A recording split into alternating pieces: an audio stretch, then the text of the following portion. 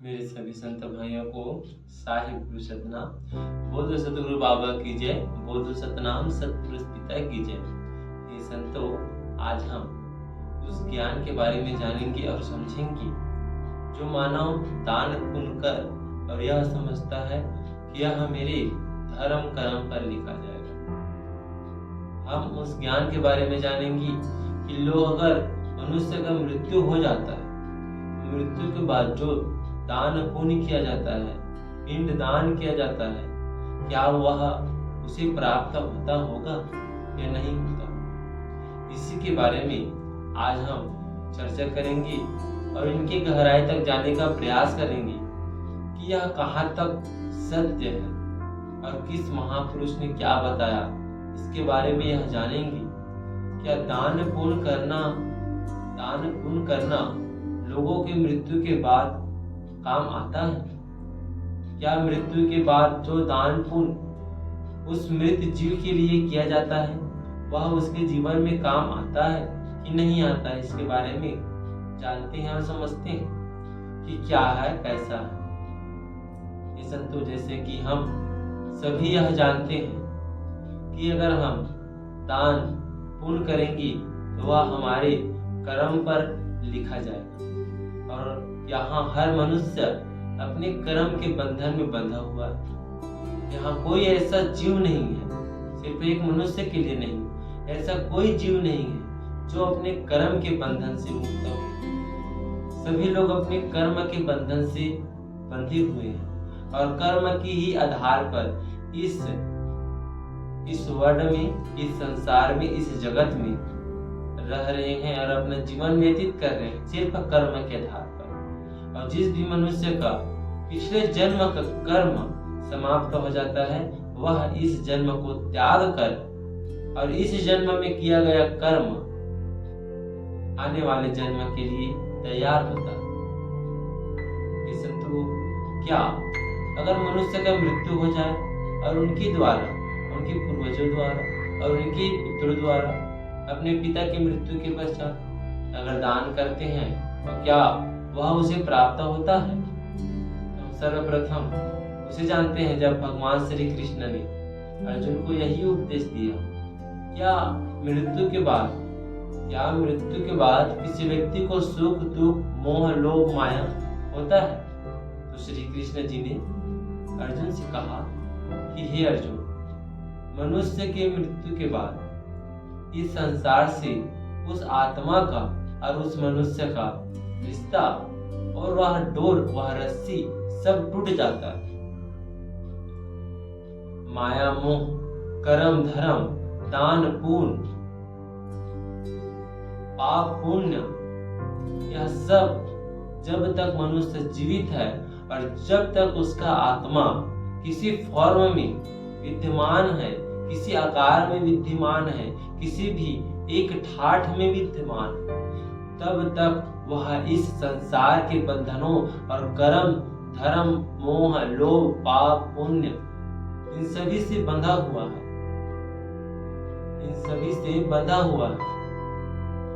और मृत्यु के बाद यह सब बंधन टूट जाते हैं, यह सब बंधन खत्म हो जाते हैं। इसी ज्ञान को आज हम चर्चा कर रहे हैं कि श्री कृष्ण जी ने तो यह कहा है कि लोगों का मृत्यु के बाद इस संसार से, इस वर्ल्ड से, इस जगत से नाता टूट जाता है। तो अगर हम उनके नाम से करते हैं जो दान पुण्य करते हैं, क्या उसे प्राप्त होता होगा। या अगर उसे ध्यान पूर्वक देखें और समझें तो बिल्कुल भी नहीं उसे यह दान पुण्य प्राप्त होता। यह दान पुण्य बिल्कुल भी उसे प्राप्त नहीं होता। तो जो करते हैं वो क्या है। ये संतों, दान किया जाता है तब उसके कर्म में जुड़ता है।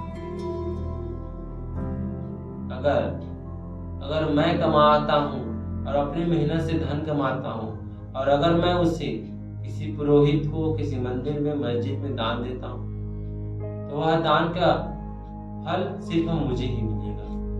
मैं भले ही कह देता हूँ कि यह दान मेरे पिताजी के नाम से बुला दो, लेकिन वह बिल्कुल भी नहीं पाता। उस कर्म के फल को सिर्फ आप पाते हो, क्योंकि आपने उस धन को कर्म कर प्राप्त किया है। उस मेहनत का फल आपको ही मिलेगा, किसी दूसरे को नहीं मिलेगा। इसीलिए तो श्री कृष्ण जी भी बोले हैं कि कर्म करो, फल की इच्छा न करे। और जो मनुष्य फल की इच्छा नहीं करता, वह धीरे धीरे कर कर्मों से अपना मुक्त हो जाता है। और जो मनुष्य अपने कर्मों से मुक्त हो जाता है, वही आत्मज्ञान को प्राप्त कर लेता है और वही मोक्ष मुक्ति तक पहुंच जाता है। तो जो हम दान करते हैं, जो हम पुण्य करते हैं, कि हमारे माता पिता की मृत्यु के बाद हम पिंड दान करते हैं, यह सब एक ढोंग है, एक ढकोसला है। यह सब अंधविश्वास है। आप ही सोच कर देखिए, जब तक जीव आत्मा किसी फॉर्म में रहता है, तभी तक यह संसार का जो मोह माया क्रोध, जितने भी प्रकार का 12 प्रकार का आडंबर है, 84 प्रकार का फांदा है, सब यहीं तक है। और मृत्यु के बाद सबका नाता टूट जाता है, सबका नाता टूट जाता है। आप भूल जाते हो कि कौन आपका क्या लगता है और कौन आपका क्या लगता है। आप सोच कर देखिए, अगर उनके नाम पर जीव, कोई मनुष्य उनके नाम पर दान कर रहा है, तो इसे कैसे प्राप्त हो सकता है? वह तो पाप पुण्य से मुक्त हो चुका है। तो यह सब अंधविश्वास है कि हम यह समझते हैं कि मृत्यु के बाद हम उनके नाम से पिंडदान कर देंगे, दान कर देंगे, उसे प्राप्त होगा जिसकी योनि में होगा। उसे बिल्कुल प्राप्त नहीं होता। उसे वही प्राप्त होता है जो उस मनुष्य द्वारा अपना कर्म किया होगा, अपना कर्म किया होगा।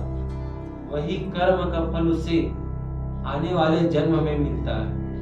यह कर्म का बंधन इस प्रकार है कि अभी जो हम जी रहे हैं, जीवित हम कर्म कर रहे हैं, वह इस जन्म में है, और इस जन्म का कर्म आने वाले जन्म में। और जो मनुष्य अपना कर्म निस्वार्थ रूप से करता है, वह धीरे धीरे कर कर्म से मुक्त होता है, और वही आत्मा ज्ञान को प्राप्त करता है, और वही मुक्ति मोक्ष तक पहुंचता है। यहाँ बहुत से मनुष्य हैं जो मुक्ति और मोक्ष तक पहुंचे हैं और आत्मज्ञान को प्राप्त किए।